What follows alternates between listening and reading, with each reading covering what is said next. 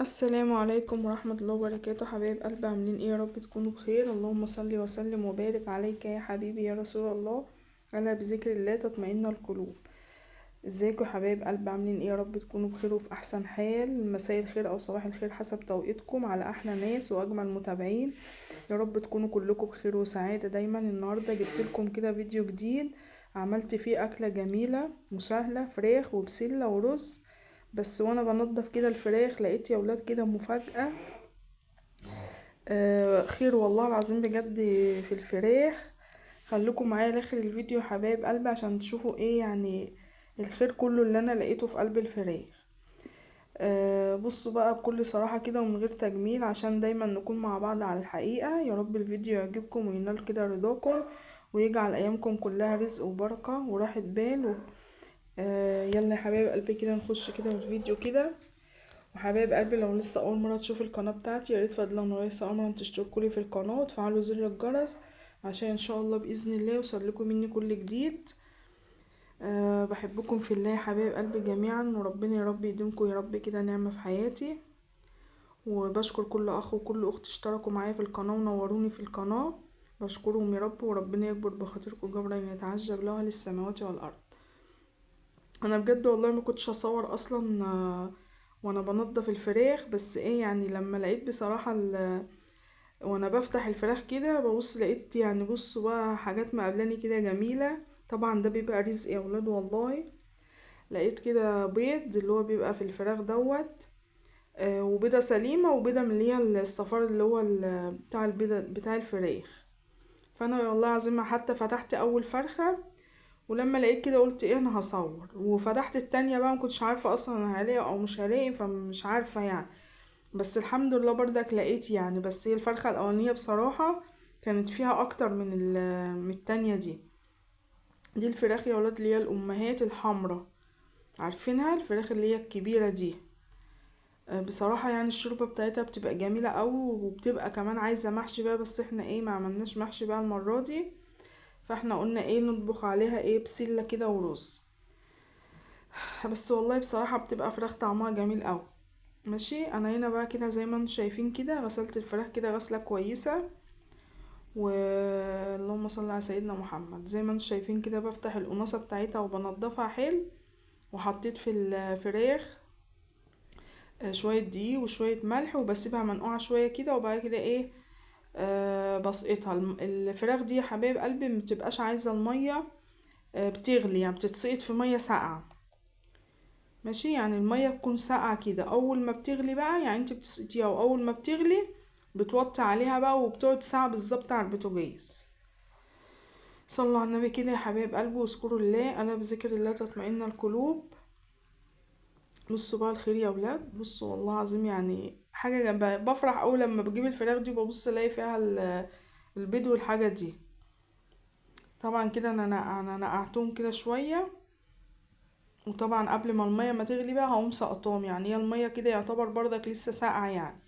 فهي لازم تتحط في مية ساقعة الاول. زي ما انتم شايفين كده بقى بحب اكتفها كده. ماشي. بصراحة والله كانت عاملة شوية شوربة. والله بجد كانوا عايزين محشي بس يلا مش مشكلة لان اصلا كنا لسه عاملين محشي قريب. فانا قلت ايه يعني الجو كمان حر ومش عايز اصلا محشي دلوقتي. الا بقى ان كان مثلا محشي بتنجان محشي فلفل كده يعني. فانا قلت بقى نقضيها النهارده كده ايه كله رضا وخير من عند ربنا طبعا. ربنا يا رب كده يجعله خير كلنا يا رب، ويجعل الخير في بيوتنا وحياتنا وولادنا ويرزقنا يا رب برزق كتير حلال يتعجب له للسماوات والارض. هنا بقى المية زي ما انتم شايفين ساقعة خالص. ماشي، هسقط بقى فيها الفراخ وطبعا مش هحط فيها ملح خالص دلوقتي لان هي عامله زي اللحمه كده ما ينفعش نحط فيها ملح الا لما ايه تدخل في السوا كده زي ما تكوني بتسوي لحمه بالظبط. وطبعا بقى العزاويل دي بقى ايه والبيض والحاجات دي طبعا ايه يعني بيستوي كده اقوم طلعهم بقى ايه نقنق فيهم كده عبال ايه الاكل ما يستوي. صح. البيضه دي طبعا بقى انا مش هحطها اصلا في الميه، انا هسيبها بقى كده ايه يعني في صلي على محمد اللهم صل وسلم على سيدنا محمد. طبعا ايه هبقى اسلقها في اي يوم تاني يعني. هنا بقى ايه هعمل اللهم صل على سيدنا محمد الطماطم بتاع البسل. هنا حطيت شوية زيت وحطيت حتة دهنة كده كانت عندي في الفريزر، فايه قلت اقلبيها يعني.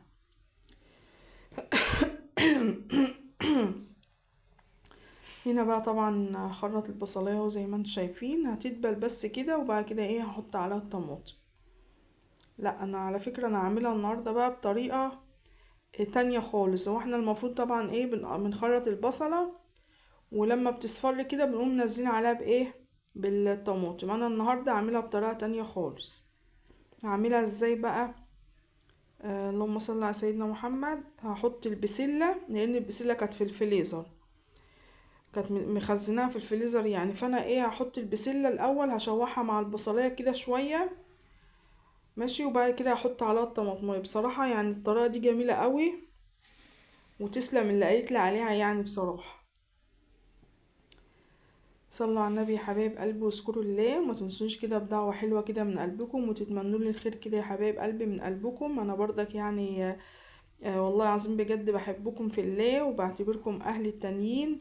وطبعا ربنا يا رب يجعلكم سبب ان شاء الله بقى كده في الرزق بتاع القناة بتاعتي، لان انتوا كلكم عارفين ان القناة عاملاها ايه باب رزق ليا ولولادي. ربنا يا رب يرزقنا جميعا من حيث لا نحتسب. طبعا برضك الطماطم اهي هحطها ورا اهيت برضك كانت في الفريزر، فانا بغليلها ميه كده وبسقطها فيها ايه تفك كده في قلب الميه السخن. هنا بقى البصليه خلاص قربت تحمر اهي.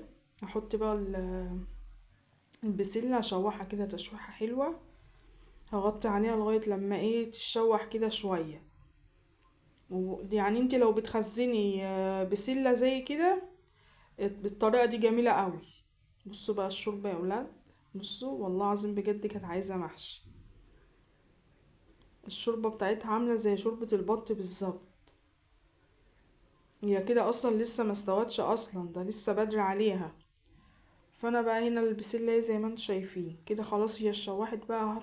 كنت انا عملت الطماطم، هفضي بقى الطماطم كده عليها واسيب بقى الطماطم ايه يعني تتسبك كده مع نفسها عقبال بقى ما نشوح الرز. لا حول ولا قوة الا بالله العلي العظيم. هنا بقى طبعا حطيت الحلة دي وحطيت فيها شوية زيت هنحمر بقى ايه الرز بقى. هنعمل النهاردة رز محمر.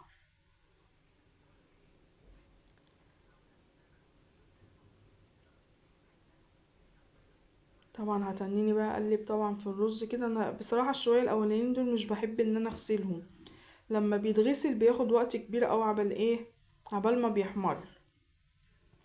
فانا بحط الشوية الاولانيين كده من غير غسيل، والشوية بقى اللي هما التانيين بغسلهم تحت الحنفية واسيبهم كده يتصفوا خالص من المية، وبعد كده انزل بيهم بقى لما الرز طبعا يحمر.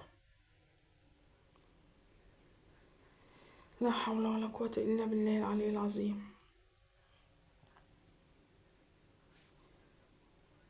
هتنيني بقى اقلب فيه كده زي ما انتوا شايفين لغاية لما يحمر كده الشوية الاولانيين دولت. وطبعا لازم تبقي مكترة المادة الدهنية شوية فيها، يعني زيت او سمنة او كده زي ما انت يعني بتعملي ماشي، عشان ايه يطلع معاكي يعني الادام بتاعه يعني حلو كده.